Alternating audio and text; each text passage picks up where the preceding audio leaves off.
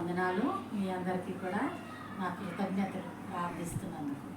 మరి గడిచిన సంవత్సరాలన్నింటిలో కూడా యేసయ్య తోడుగా నీడగా చాలు దేవుడుగా ఉండి ఎంతో కాచి కాపాడాడండి. ఎన్నో పరిస్థితులు జీవితంలో ఎన్నో అద్భుతాలు ఎన్నో ఆశ్చర్యకార్యాలు చేశారు మా పట్ల. ఎన్ని కృతజ్ఞతాస్తుతులు చెల్లించిన చాలవు. మరి గడిచిన సంవత్సరంలో మరి పిల్లలు 6 సంవత్సరాల తర్వాత మ్యారేజ్ అయ్యాక వచ్చారు, 3 నెలలు ఉన్నారు. పిల్లలు బర్త్డేలు చేసుకోవడానికి మరి 3, అలాగే పాప మావయ్య గారు కూడా అక్కడ ఊరు వెళ్ళి అక్కడ కూడా బర్త్డే చేయడానికి వాళ్ళ మనవడిని, అంటే మా మనవడు వాళ్ళ మనవడు మా పాప వాళ్ళ బాబు బర్త్డే ఊరిలో చేశారు రామచంద్రాపురంలో. అక్కడికి వెళ్ళి రావడానికి కోడలు ఒక అమ్మమ్మ వాళ్ళందరి ప్రయాణాల్లో కూడా చంటి బిడ్డలతో ఫస్ట్ టైం వచ్చారు. 6 ఏళ్ళ తర్వాత ఎంతో దేవుడు కాచి కాపాడాడు వాళ్ళందరినీ. 3 నెలలు ఎంతో సంతోషంగా ఆనందంగా. ఇండియా అంటే వాళ్ళకి ఎంత గుడ్ మెమరీస్తో వెళ్ళారనమాట. పిల్లలకి బర్త్డే చేసుకోవడం కానీ లేకపోతే ఊర్లు వెళ్ళడం, ఇక్కడ ఎంజాయ్ చేయడం అన్నీ కూడా దేవుని కృపను బట్టి. ఆయన అనుమతి లేకుండా, ఆయన కృప లేకుండా ఏది జరగదు. మరి బిడ్డలు 3 మనవలకి కూడా చక్కగా ఫోటోషూట్లు చేయడం కానీ మరి ఫంక్షన్స్ చేయడం కానీ మరి అన్నిటిలోనూ దేవుడి తోడేయండి.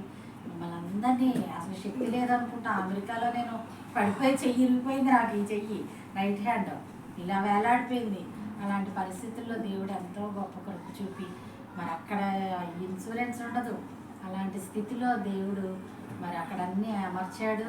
ఏమీ డబ్బులు ఖర్చు అవ్వకుండా మరి ఎంతగానో కృప చూపాడండి.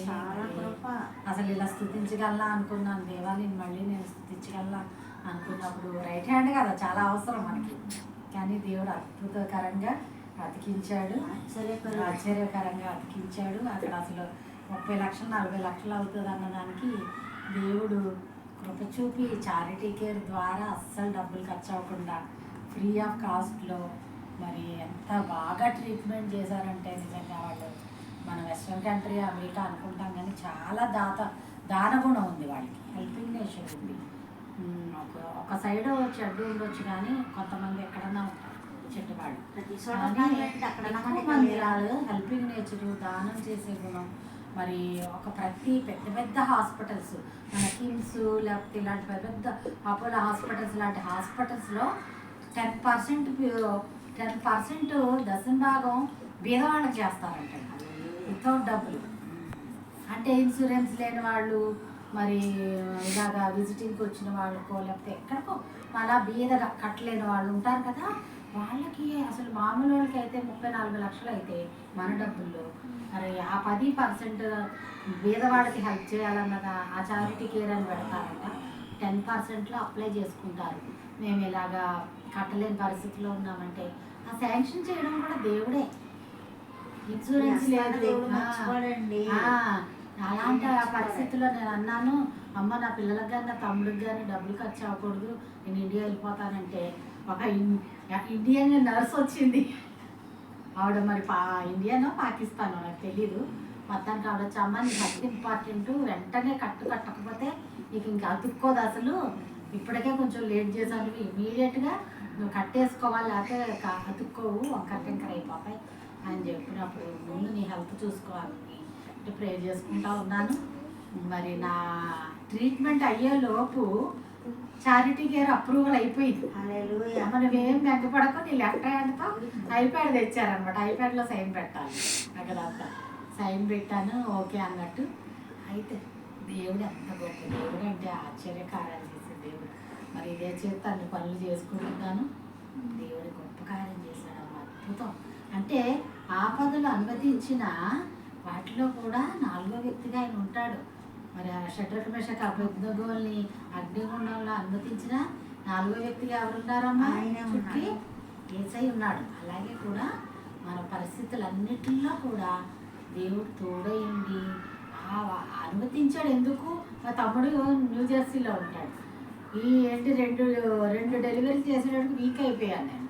అక్కడ సర్వెంట్స్ ఉంటారు కదా, అప్పుడు మరి న్యూజెర్సీలో అట్లాంటా నుంచి న్యూజెర్సీ వెళ్ళి అక్కడ 2 నెలలు మా తమ్ముడు పుట్టింటారు అనమాట. పుట్టింట్లో చూసుకుని రెస్ట్. మా మరదలు కూడా బాగా చూస్తుంది, దేవుడు కొందనాలు. అలాంటి పరిస్థితులు లాస్ట్ ఇయర్ మొన్న ఏమైంది, డిసెంబర్లో అంకుల్ వాళ్ళ అక్క బావ వాళ్ళందరూ వచ్చారు. వాళ్ళ సిస్టర్ కూతురిది గృహప్రవేశం, మళ్ళీ వాళ్ళ తమ్ముడిది గృహప్రవేశం, ఇవన్నీ ఉంటే వాళ్ళు వచ్చారు. వచ్చినప్పుడు వాళ్ళ చుట్టాల్లో ఒకరికి మరి వైరల్ ఫీవర్ ఉంటే అది ఇక్కడ మా ఇంటికి దిగిన వాళ్ళకి వచ్చింది. వాళ్ళ ద్వారా అంకుల్కి వచ్చింది, అంకుల్ ద్వారా నాకు వచ్చింది. నాకు 5 డేస్లో తగ్గింది కానీ మీకు కూడా వచ్చింది. అవును, అక్కడ గృహప్రవేశానికి వచ్చాను చింతలు, మీకు కూడా తగ్గట్టేసుకుంది. కాబట్టి ఈయనకి తగ్గలేదు. మరి ఒకరోజు ఆయన బర్త్డే రోజు ఇంకా సంతోషంగా బావగారు, అక్క బావగారు డ్యాన్స్లు వేస్తూ పాటలు హ్యాపీ బర్త్డే అని పాడుతూ అవన్నీ చేశారు. ఆ వీడియో చూస్తున్నాం సండే రోజు. ఆయనది బుధవారం ఎప్పుడో బర్త్డే అయింది, సండే రోజు చూస్తున్నాం. వాళ్ళ బ్రదర్ వచ్చాడు, వాళ్ళ అక్క బావ ఉన్నారు. అనుకోకుండా నేను కాఫ్ ఇంకా లోపల ఉంది కదా, ఆ కాఫ్ వచ్చేసి నాన్ స్టాప్ కాఫ్ వచ్చి ఇలా పడిపోతున్నారండి బాబు. అసలు నేను కళ్ళతో చూశాను. ఆ పడిపోయే టైంలో ఇలా నాలుగు కట్ చేసుకున్నారు. వాళ్ళ తమ్ముడు చూశాడు, అటు చెయ్యి కూడా ఇలా అయిందండి, బ్రెయిన్ స్ట్రోక్ లాగా. విత్ ఇన్ సెకండ్స్లో అనమాట. వాళ్ళ అబ్బాయి వాళ్ళ తమ్ముడు ఇక్కడ కూర్చున్నాడు, వాళ్ళ అక్క బావ ఇలా కూర్చున్నాను, నేను అక్కడ కూర్చున్నాను. అసలు నాకు అర్థమైంది, నాలుగు కచ్చుకోగానే హార్ట్ అటాక్ ఏమో అన్న అబ్బాయి. ఇంకా ఏం చేయాలి ఇంకేం తెలియట్లా.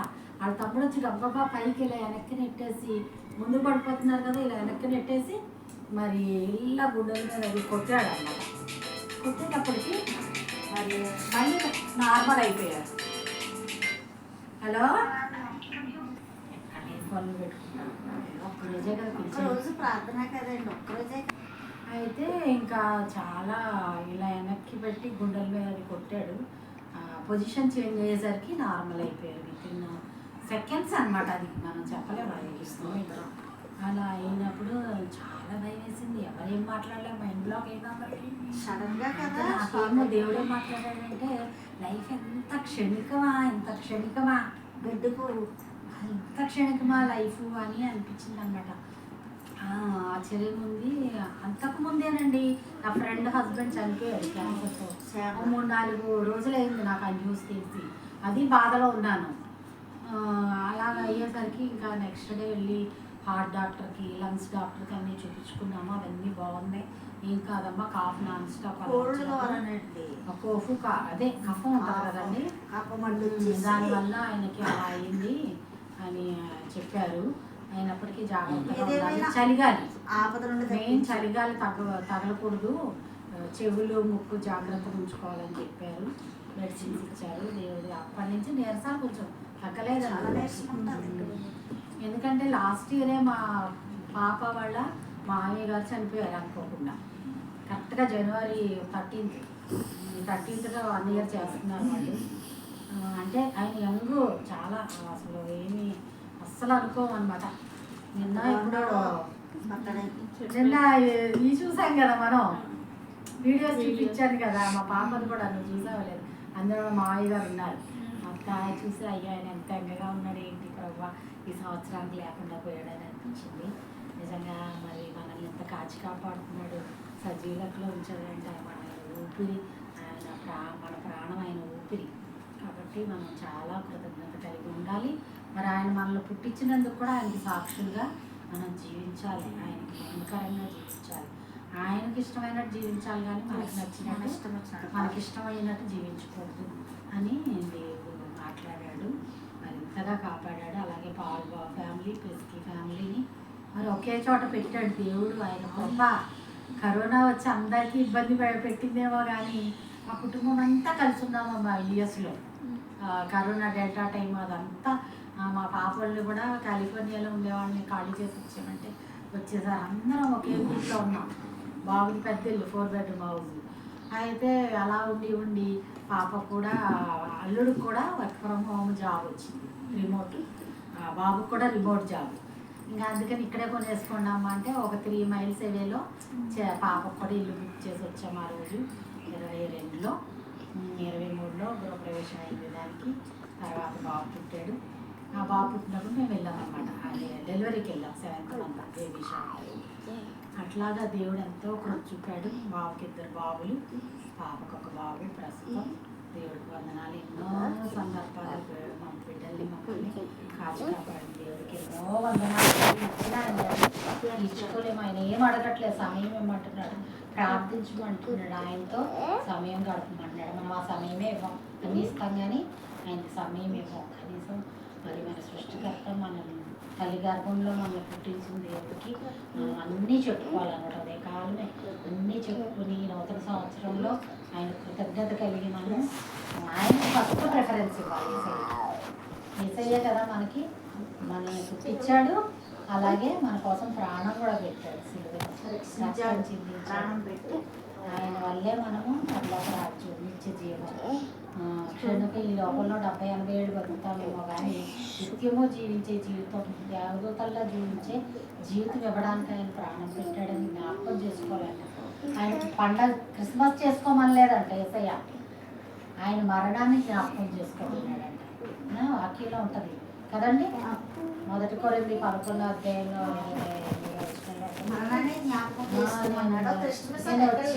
నేను వచ్చి పర్యంతం ఇదంటే ప్రజలందరూ ఏర్పాటు చేస్తారు. పుట్టినరోజు కాబట్టి చేసుకుంటున్నాం. ఆయన పుట్టినరోజు మన పుట్టినరోజు చేసుకుంటాం కదా, యేసయ్య పుట్టినరోజు మరి మన సృష్టికర్త చేసుకోవాలి.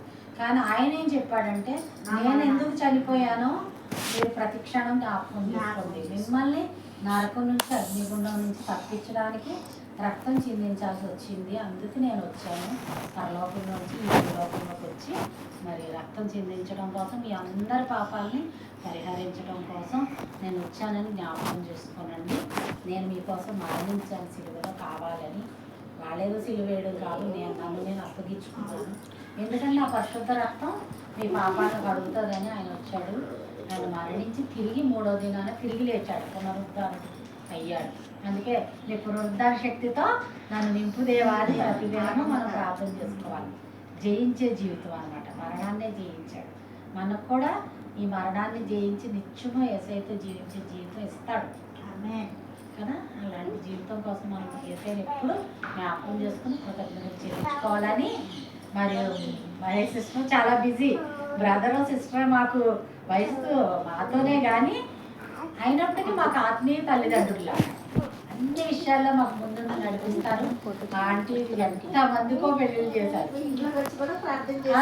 అనిళ్ళకి కూడా చెప్పారు సిస్టర్. కాబట్టి నిన్ను కూడా పరిచయం చేయాలని రమ్మన్నాను.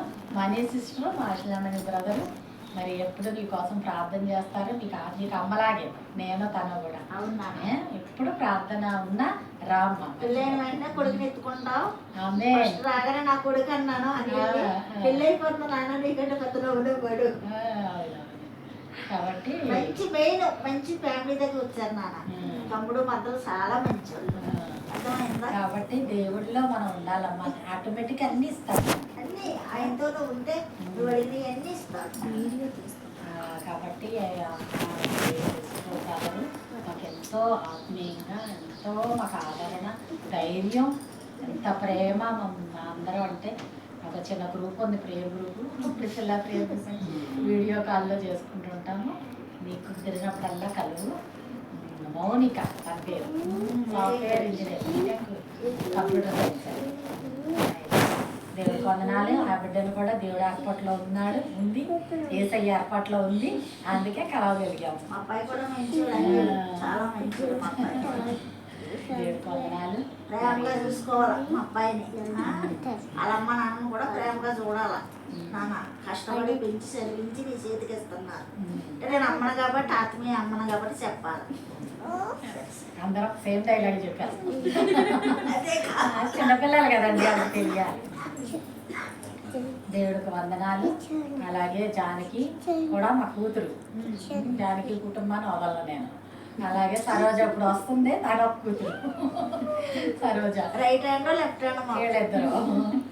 అలాగే దేవుడు ఏర్పాటు చేశాడు మాకు. దేవుడు చేసిన ప్రతి మేలుని బట్టి, ఆశీర్వాదాన్ని బట్టి ఆయనకే కృతజ్ఞతలు చెల్లిస్తున్నాను. దేవుడి సాక్ష్యం దీవించినాడు.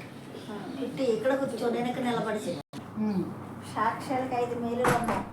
సైతాన్ అంటదంట, నువ్వు వాక్యం చెప్పుకో కూర్చో అంటదంట, సిగ్గుపరుస్తారంట, భయం పుట్టిస్తారంట.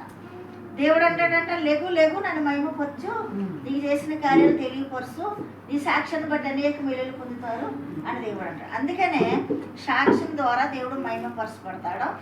రెండవది, అనేకులు సాక్ష్యం విని దేవుని యొక్క మహిమలోకి, దేవుని యొక్క మరి బాధలోకి మూడవది మనకింకా సాక్ష్యం చెప్పుడు ద్వారా మనకింకా శక్తి పెరుగుతుంది. మరి ఇంకా నాలుగవది విశ్వాసం పెరుగుతుంది. ఐదవది సాక్ష్యం చెప్పడం ద్వారా మరి అన్య జనాంగం అనేక మంది దేవుళ్ళు. అందుకే సాక్ష్యం చెప్పమని కృష్ణలా సహవాసంలో మొదలుపెట్టాను. అయితే నేను ఈ రోజుని మరి జ్యోతి చెప్పింది కదా మా మద్దలో, ఈరోజు 3 ప్రోగ్రాలు ఉన్నాయి నాకు. 3 ప్రోగ్రాలు ఉంటే ఫస్ట్ చెప్పింది జ్యోతి సాటర్డే మా ఇంట్లోనే పెట్టాలంది. సరే మా అమ్మగారి ఇల్లు ఫస్ట్ మా అమ్మగారింటిగా వస్తాను పెడతాననేసి ఆ 2 క్యాన్సిల్ చేసి మరి ఇక్కడ నడిపించాడు ఈ దేవుడు. ఎప్పుడు ఈవినింగ్ ప్రార్థన పెడతాము. దేవుడు చూడండి ఎంత ఆశ్చర్యకరుడు. ఆ క్యాబ్లన్నీ లేట్ చేసి లేట్గా నడిపి ఈవినింగ్ ప్రేయర్కే ప్రిపేర్ చేశాడు. వచ్చే నెల నుంచి మార్నింగే పెడతాను. ఈ హస్తము ఎప్పుడు కూడా మనము విత్తనాలు జిమ్మితే వింటున్నావా, ఈ విత్తనాలు జిమ్మేటప్పుడు ఆ విత్తనాలు జిమ్మినప్పుడు ఆ విత్తనాలు ఏం చేస్తాయి? ఫలిస్తాయి. ఆ ఫలాలు మనము భుజిస్తాం కదా. ఆ చెయ్యి ఆ విత్తనాలు విత్తే చెయ్యి కాబట్టి దేవుడు మరి అంత లాభం చేసి ఆపరేషన్ సక్సెస్ చేసి చేయనిచ్చాడు. మా అమ్మగారు కూడా అంతే, సేమ్ మీకులాగే. పాస్టర్లు వస్తే కొంతమంది మనకు తెలిసేలాగా కొంతమంది ఇక్కడ పెట్టుకుని దారిలో కట్టుకెళ్ళి సాధ్యం తీసుకెళ్ళాను. మా అమ్మగారు చేసిన ఒక ప్రార్థన బట్టి నేను ఈరోజు నా బిడ్డలో ఈ రీతిగా వర్దిలా మా అమ్మని బట్టి నేను కూడా నేర్చుకున్నాను. దేవునికి ఇచ్చేది ఎక్కడికి పోదండి. మరి అప్పుడు ప్రార్థన వదలలేదు మా తమ్ముడు మా మర్దలో, ఈ రోజున కూడా ప్రార్థన వదలలేదు. పిల్లలు చిన్నప్పటి నుంచి అప్పుడు నెల ప్రార్థన, ఇప్పుడు ప్రార్థన. ఆ ప్రార్థన ఈ స్థితికి తెచ్చింది. ఆ ప్రార్థన లేకపోతే మేమేంటి మా తమ్ముడు లాంటి స్థితిలో ఉండం. ఆయనే మమ్మల్ని అంచెంచులుగా దీవించాడు, మా బిడ్డలే మమ్మల్ని. కాబట్టి ఆయనకి ఎప్పుడు కూడా మనం రుణపడి ఉండాలి, ఎప్పుడు కూడా కృతజ్ఞత కలిగి ఉండాలి. మనం ఎంత స్థితిలో ఉన్నా ఆయన చేసిన మేలులో మర్చిపోకుండా ఎల్లప్పుడూ అనేకుల మధ్య సాక్ష్యం చెబుతూ అనేక మంది మధ్య ఆయన్ని మహిమపరచాలి. నాకు కూడా డిసెంబర్ 3వ తారీఖుని ఇంకో తమ్ముడు ఉన్నాడు సిఐ దిల్సుఖ్ నగర్లో. మరి సర్జరీలు 2 చేయించుకున్నావక్క, మరి నువ్వు అమ్మగారింటికి రాజమండ్రి వెళ్ళలేవు కదా, ఇది కూడా అమ్మగారి ఇల్లే కదా, మరి మా ఇంటికి రా, 2 సర్జరీలు అయ్యాయి, ఇల్లు దాటినట్టు ఉంటుంది, థ్యాంక్స్ గివింగ్ పెట్టినట్టు ఉంటుంది అంటే డిసెంబర్ 3న ఇంట్లో మరి ప్రేయర్ పెట్టాను. మరి ఒక 20 మంది దాకా వచ్చారు. మరి ఇద్దరికి బట్టలు పెట్టి పంపించాడు. మరి డిసెంబర్ 6ని గృహప్రవేశానికి వెళ్ళాము చిన్న తమ్ముడిది. 7ని ఎక్కడో పెట్టాను, గుర్తులేదు నాకు. ఆ నెలంతా ఖాళీ లేదు నాకు డిసెంబర్ అంతా. ఈ చల్లగాలికి వెళ్ళడము రావటము, మరి అసలు డాక్టర్ చల్లగాలిలోకి వెళ్ళొద్దాడు మా తమ్ముళ్ళు అన్నాడు కూడా. అయితే ప్రార్థనలో మానకూడదు కదా, థ్యాంక్స్ గివింగ్ పెట్టాలి కదా. ఫుల్ కోల్డ్తో పాటు కాఫ్, లోపల జ్వరము, చాలా వీక్, అంటే చాలా వీక్ అయిపోయాను అసలు. ఇప్పుడు ఇంకా దేవుడు నన్ను స్వస్థపరిచాడు. ఇలా మాట్లాడితే దగ్గొచ్చేసేది, మాట్లాడలేకపోయేదాన్ని. అలాంటి పరిస్థితుల్లోనూ మరి దేవుడు 31st నైట్ కూడా మరి ప్రేయర్కి వెళ్ళే కృపనిచ్చాడు. మరి అక్కడ బైబిల్ రీడింగు నాకు అన్ని వేల మందిలో నాకు ఇచ్చి నన్ను పులిపీట మీద నిలబెట్టి వాక్యం చెప్పించారు, మరి చదివించారు. ఆయనకే మహిమ. నేను గొప్పదాన్ని కాదు కానీ నన్ను ఒక మధ్యవర్తిగా వాడుకుంటున్నాడు ఆయన. సంఘంలో కూడా సహవాసాల్లో అనేక మంది అన్ని జనాంగం మధ్యన కూడా నన్ను వాడుకుంటున్నా. యేసయ్యకు వందనాలు. ఈ లోకంలో నేను పడిపోకుండా, జారిపోకుండా, దేన్ని ఆశించుకోకుండా 18 సంవత్సరాల నిట్టి ఆయన జీవగ్రంథాన్ని మోస్తున్నాను. నా ప్రాణం ఉన్నంత వరకు ఇలాగే నేను మోసుకుంటూ అనేకులకు ఆదరణగా, అనేకులకు మరి రక్షించే మరి బిడ్డగా, అనేకులను యేసయ్య మార్గంలోకి నడిపించే బిడ్డగా మరి 2026 కూడా నన్ను నడిపించాలని మీరు అందరూ ప్రార్థించండి. మరి ఇదేనా నా తమ్ముడు గృహానికి నడిపించిన యేసయ్యకి వందనాలు, స్తోత్రాలు. ఏం చెప్పలేదు, మా తమ్ముడు పిలిచాడు మరి వెళ్ళాలా అని చెప్పాను, ఇంతకేం అనలేదు. మళ్ళీ వాళ్ళంటే ఎక్కువ వీళ్ళంటే ఎక్కువ అని అంటారు కదా. మా తమ్ముడు మా మద్దలు పిలిచారు, అక్కడికి వెళ్ళాలా అర్జెంటు అని చెప్పాను. మరి ఈ దినాన్న నా ప్రయాణము 2 గంటలు నడిచింది క్యాబ్. బాబోయ్ తల నొప్పి వచ్చేసింది ఈరోజు. అయితే అంత ట్రాఫిక్ ఉంది. ఏదేమైనప్పటికీ ప్రయాణంలో క్షేమం ఇచ్చి మరి క్షేమంగా మరి మా అమ్మగారింటికి చేర్చిన యేసయ్యకి వందనాలు, స్తోత్రాలు. ఇలాగే ప్రతి నెల కూడా ఇంట్లో కూటమి ఉండాలి. ఎందుకంటే సాతాను అంటది పండ్లు పురమాయించి నువ్వు పెట్టుకోవద్దు అంటారు. కానీ దాన్ని ఓడించి మనం ప్రార్థన పెట్టాలి. గృహ కూడిక మూల ఉన్నటువంటి శక్తులు పారిపోతాయి. ఎప్పుడైతే స్థుతి ఉంటుందో ఇంట్లో, ఒక్క స్థుతి సరిపోదు. ఎందుకంటే మనం లోకంలో ఉన్నాము, లోకంలో అన్య జనాంగం మధ్యలో ఉన్నాం మనం. కాబట్టి ఒక 4-5 కూడి స్థుతి చెల్లిస్తే అది దానికి అప్పు ఉండదు, శోధనలు ఉండవు, ఏముండవు. ఉన్నా వాటన్నిటిలో నుండి దేవుడు మనం తెప్పిస్తాడు. కాబట్టి ఇలాగా ప్రతి నెల కూడిక మరి పెట్టుకుని అనేక మందిని పిలిచి అనేక మందికి మీరు జీవాహారాన్ని అందించినప్పుడు ఈ చెయ్యి స్వస్థం. ఇంకా ఈ సంవత్సరం అనేక మేలు చేస్తున్నాడు మీ పట్ల, మీ బిడ్డల పట్ల అనేక అద్భుతాలు చేస్తున్నాడు. మీరు ఊహించలేని కార్యాలు ఆయన చేస్తున్నారు. అదే మరి నీరు కట్టిన తోట వలె ఫలించే ఫలాలుగా మిమ్మల్ని దీవిస్తాడని ఆ రోజు మంగళవారం రోజు వాగ్దానం ఇచ్చాడు. ఈ రోజు కూడా వాగ్దానం ఇస్తున్నాడు దేవుడు. మరి యొక్క సాక్ష్యం దేవుడు దీవించుగాక. ఆమేన్.